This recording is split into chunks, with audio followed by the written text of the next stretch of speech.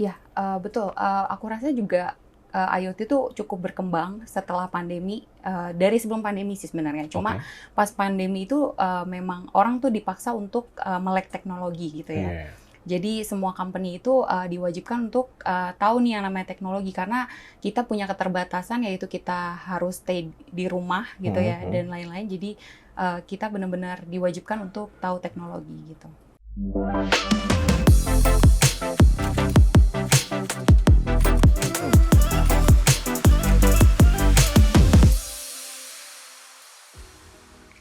Halo teman-teman, welcome back to Take It Easy.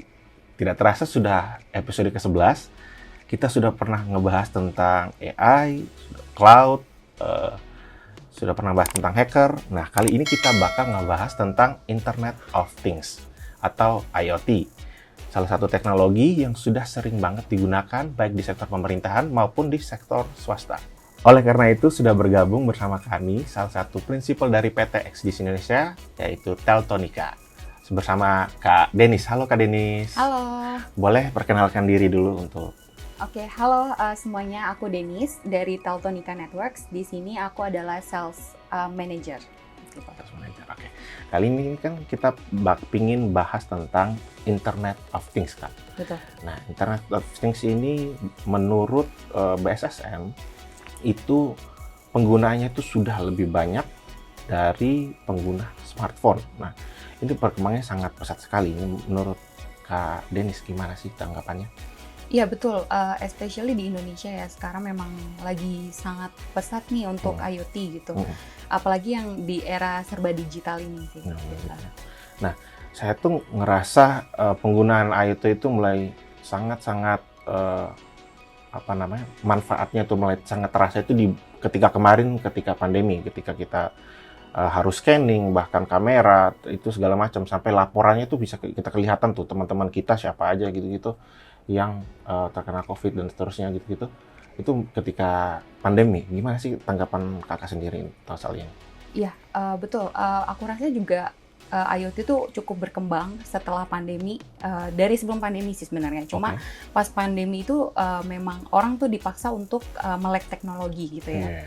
Jadi semua company itu, diwajibkan untuk, tahu nih yang namanya teknologi karena kita punya keterbatasan yaitu kita harus stay di rumah gitu Mhm, ya mhm. dan lain-lain. Jadi, kita benar-benar diwajibkan untuk tahu teknologi gitu.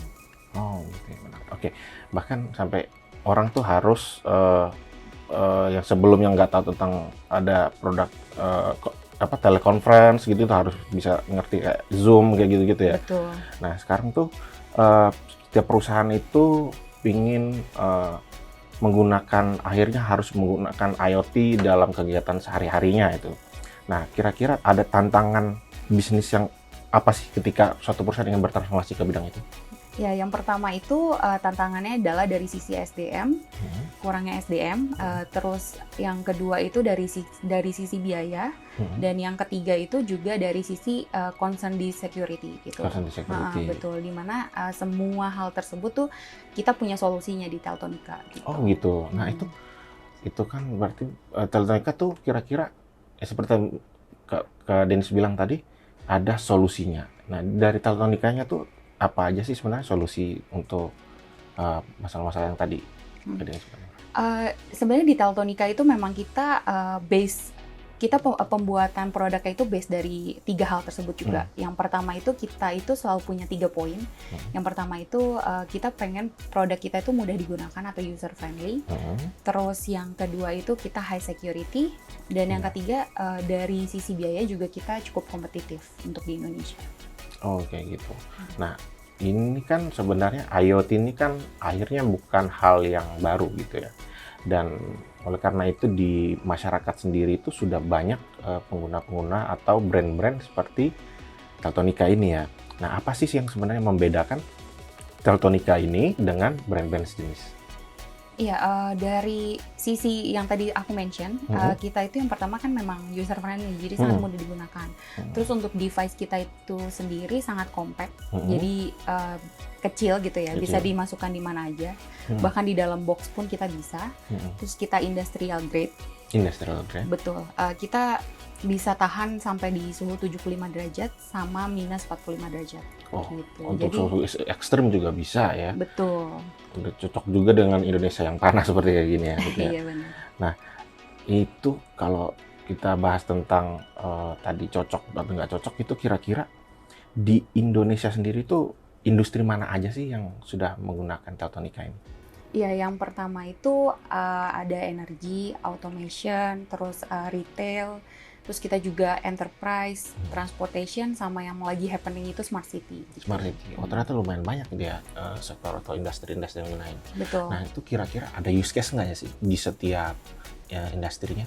Ya, mungkin kalau yang di Indonesia ada beberapa use case yang benar-benar lagi banyak digunakan gitu. Yang pertama itu di transportation.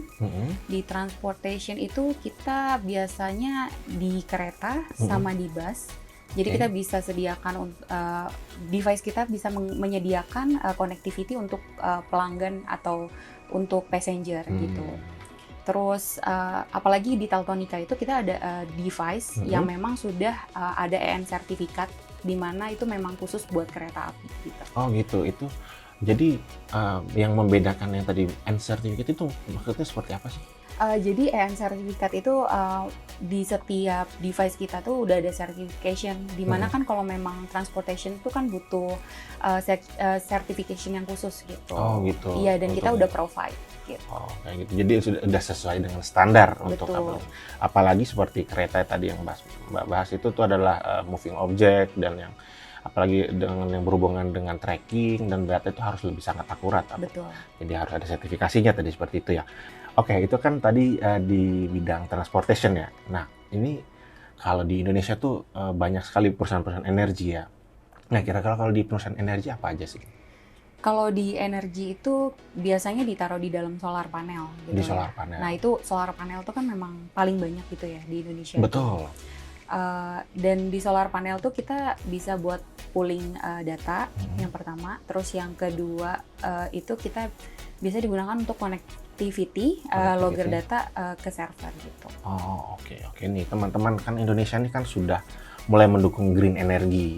Nah, dengan itu dari Teltonika sendiri itu sudah sangat support nih. Jadi buat teman-teman yang mau tracking atau mau ngelihat data dari itu bisa pakai Teltonika ya. Apalagi untuk kalau udah penggunaan solar panel ya. Selain itu ada use case di industri lain nggak? Di industri lain mungkin di smart city ya, yang tadi aku Smart bilang. City lagi happening banget ya. Happening banget, benar. Itu seperti apa sih? Itu kita ditaruh biasanya kayak di traffic light gitu, terus bisa juga di digital signage sama di EV charger gitu. Oh gitu, di digital signage berarti untuk tracking user yang ngelihat itu atau gimana sih? Kalau di digital signage itu kan mereka kan biasanya kan di jalan-jalan gitu kan. Nah itu kan PR banget nih kalau misalnya si engineer-nya harus datang langsung gitu. Jadi di mana tadi aku bilang kita ada remote management, bisa dilakukan secara remote gitu dari jarak jauh. Dari jarak jauh. Bahkan untuk pengguna pemilik dari itu bisa juga ngelihat laporannya gitu ya.